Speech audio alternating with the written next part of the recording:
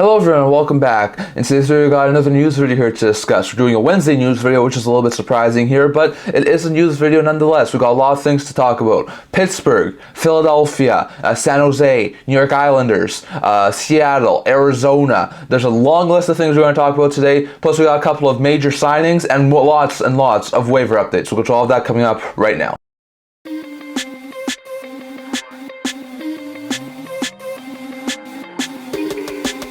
Hello everyone and welcome back to another video here at the NHL Trade Rumours channel. Before we begin this video, don't forget to like this video and subscribe down below. Thank you for all of your support. I would never be able to with all of you guys. So if you haven't already, don't forget to hit the subscribe button down below. And don't forget to leave a comment down in the comment section below discussing all discussing today's video. And don't forget to stay tuned for a March 8th trade deadline video. I'm going to do a trade deadline video 2 days from now, March 8th at 9:30 a.m. Pacific time, 12:30 p.m. Eastern time, discussing what's going to happen on trade deadline day. So don't forget to stay tuned for that. But today I'm going to be doing a news video here discussing some of the bigger pieces of news that we've had over the past couple of days. Now first I'm going to talk about a couple of major signings we've had over the past few days. There have been 4 signings over the past few days. I'll get to a couple of the other ones, the smaller ones, tomorrow on my regular news video. But Zach Bogosian with Minnesota has signed a new contract extension. We were talking about this in our Western Conference landscape video. It sounded like Bogosian might be extending, and he has extended. It's a 2-year contract with the AAV of $1.25 million.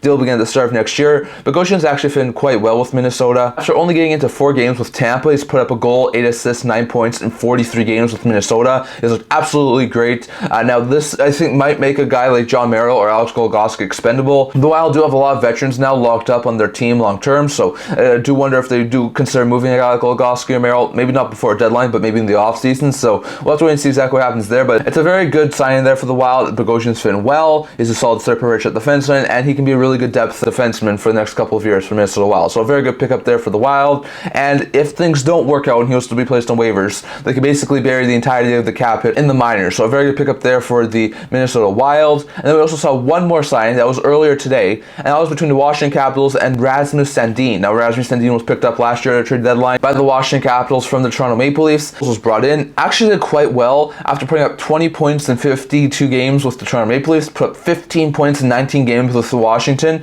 He was looking really good, but he was also getting power play minutes and was playing in John Carlson's role. This year with John Carlson now being there, he sort of regressed a little bit, only had 3 goals, 20 points in 52 games this year, so hasn't done overly well. He's got the same amount of points as he did with Toronto last year and the same amount of games, so it's interesting to note there, but they do see a future with him. Maybe eventually he could take the John Carlson's role in the top power play unit. He has a very good future there in Washington, and him being an RFA this year, they wanted to sign him, so they have. They signed him to a 5-year contract extension with the AV of $4.6 million. Now it's a huge pay bump from $1.8 million, which is what he's on right now. They were going to have to sign him either right now or in the offseason anyway, so getting this piece of business done is a very fantastic piece of work there for the Washington Capitals. He's a really good top 4 defenseman, and eventually I think he should be able to fit in extraordinarily well as like a really good offensive defenseman on that team. Given how well he played last year after a deadline with Washington, I think he has the ceiling to put up something like maybe 40 to 50 points in the NHL season. He's still got a little bit of growing to do, but I think a $4.6 million cap hit, while it might look a little bit rich at this point in time,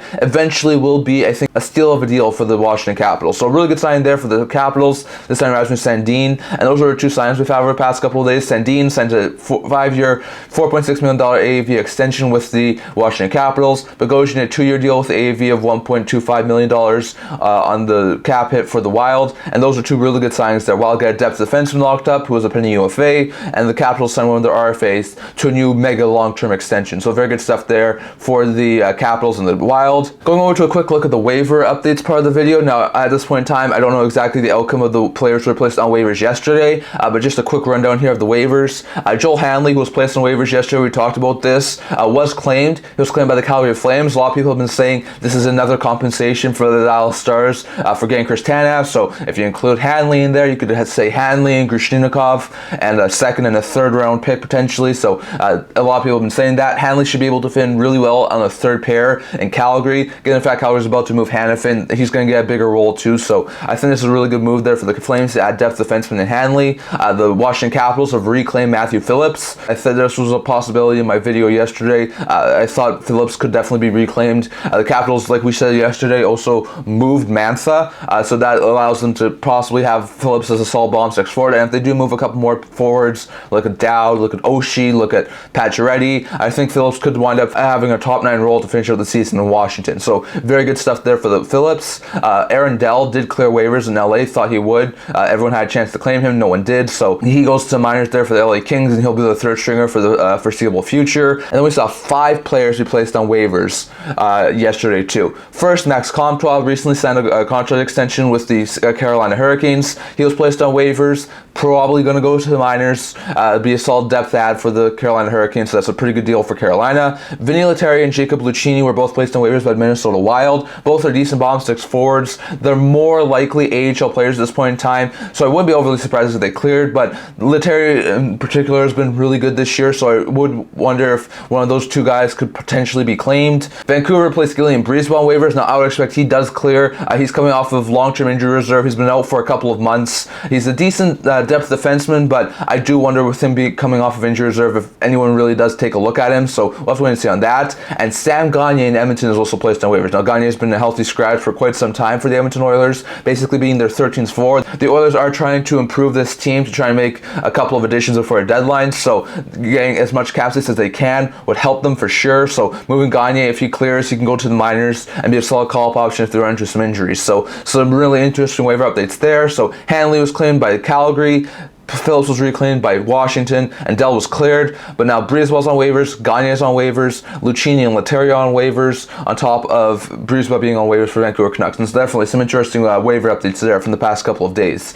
And next, going over to a lot of pieces of news that have happened from over the past day. There have been a lot of pieces of news. A lot of this has come from the TSN Insider Training video, but there are other things too.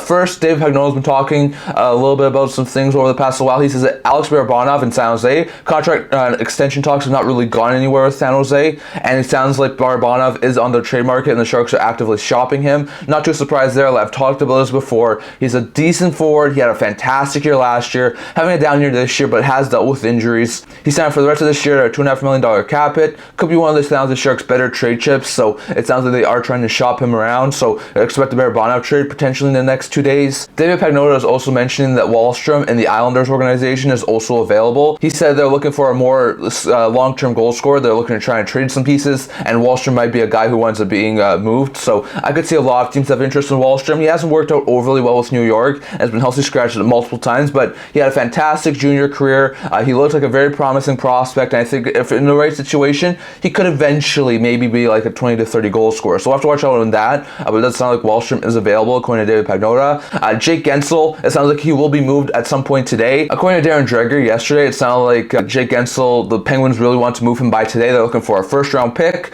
a really good young NHL player, and a really good prospect. He says they're also looking for quality over quantity, so they would be willing to maybe lessen the package if, say, the prospect was a really good A-level prospect, or if the young player was a elite-level young player. So it sounds like that's sort of where the Penguins are right now in that situation. But it sounds like a Guentzel deal might happen later today. Talking about Jake Guentzel, there was a recent report on TSN Insider Training saying how the Boston Bruins might be linked to Jake Guentzel via the Vancouver Canucks. Now, according to Chris Johnston, he says that some people do think that the Vancouver Canucks have had trade talks around flipping Elias Lindholm to the Boston Bruins to get the assets in order to go after Jake Guentzel. Now, that would be a very massive and complicated deal to pull off, but Guentzel is a very fantastic top six winger. We know that the Canucks front office likes Penguins players. They're all former Penguins staff members. Rutherford's from Pittsburgh, Alvin's from Pittsburgh, Tockett's from Pittsburgh, so they all have a lot of interesting connections to Guentzel.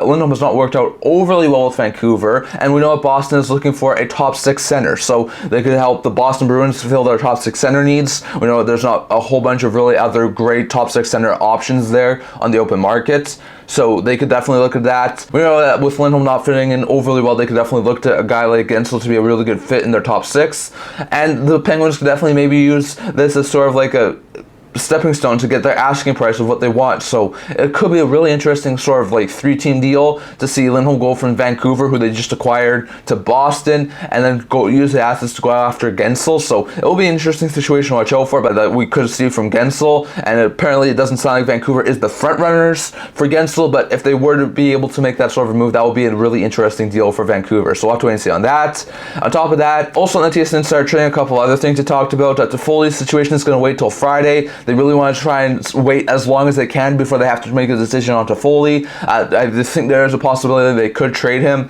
They lost again yesterday to the Florida Panthers, not a great fashion too, so they could definitely look to try and improve that team by moving Toffoli and trying to get some picks and prospects. There will definitely be a lot of interest in Toffoli, but it sounds like that will be a deadline day deal if it was to happen. Pacioretty wants to go to an Eastern Conference contender. He has a no movement clause. Capitals sound like they will probably try to trade him before the deadline, so we'll have to wait and see on that, but it does sound like Pacioretty will get moved, and it sounds like his preferred destination will be an Eastern Conference team. Some people have said Florida. On top of that, it sounds like the Oilers are trying to target Adam Henrique. We've heard about this before. Elliot Friedman linked Henrique a couple of weeks ago to Edmonton, so I don't think that's any sort of a surprise. It sounds like trade talks are picking up between Edmonton and Anaheim around Henrique, so we could see a trade in the not too distant future, maybe by the time this even hits YouTube, so we'll have to wait and see on that. On top of that, Sens are currently weighing in the wings with their pieces. Now, we just recently saw a trade involving Vladimir Tarasenko. They're talking about this on Insider Stream video, saying how after Guentzel falls, there could definitely be a lot of interest in Tarasenko. Now, he's already been moved, so that doesn't really need to happen anymore. But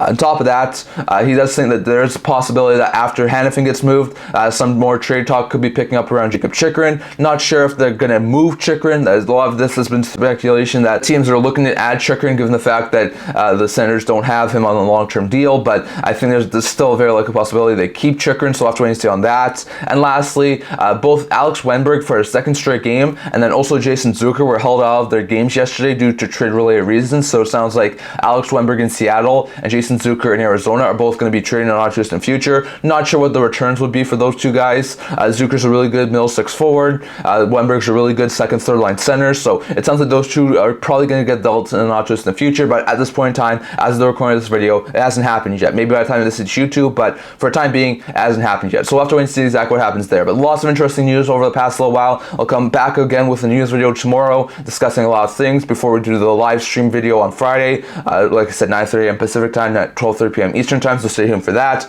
If there's any more trades today, we'll definitely talk on that. There should definitely be a lot more trades later today and earlier tomorrow too. So let's hear your guys' thoughts on all this down in the comment section below. Don't forget to leave a comment discussing all discussed in today's video. And that's all I'm going to talk about for today. Also remember to like this video, and if you haven't already, subscribe down below. Also a blog talking about news, rumors, analysis, stuff like that, so if you check that out, leave a link to the description below. And I can't wait to see you guys all for next video. See you guys soon.